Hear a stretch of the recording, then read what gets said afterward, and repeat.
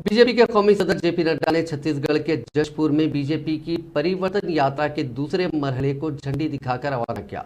इस दौरान उन्होंने कहा कि अपोजिशन इत्तेहाद सनातन धर्म को तबाह करना चाहता है। राहुल गांधी की मोहब्बत की दुकान पर नफरत का सामान बिक रहा है। उन्होंने मरकजी हुकूमत की कामयाबियों को शुमार करने के साथ साथ रियासती हुकूमत को बदनवान तरीन हुकूमत भी करार दिया।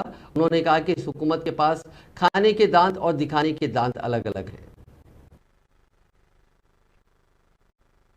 सनातन धर्म पर बहुत चर्चा हो रही है, बहुत चर्चा हो रही है। 1 तारीख को मुंबई में ये इंडी अलायंस है, INDI alliance, INDI alliance, INDI alliance, ये घमंडिया अलायंस मुंबई में 1 सितंबर को बैठक करता है और 3 सितंबर को इनके मजबूत घटक में मजबूत पार्टनर DMK स्टालिन, जो वहां का मुख्यमंत्री है, उसका बेटा उदयनिधि स्टालिन, वो सनातन धर्म को गंभीर बीमारियों के साथ छोड़ करके देख करके उसका निरादर करता है। वह हर तरीके से सनातन धर्म का निरादर करने में कोई कसर नहीं छोड़ता।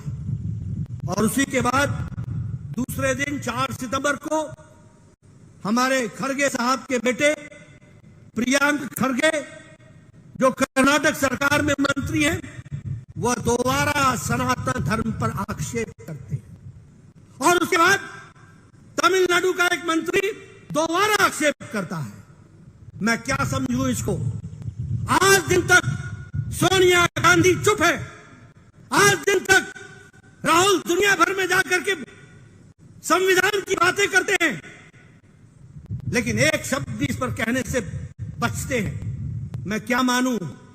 मेरा आरोप है कि मां बेटा दोनों सनातन धर्म को गाली देने का और सनातन धर्म का निरादर करने का जो मुंबई बैठक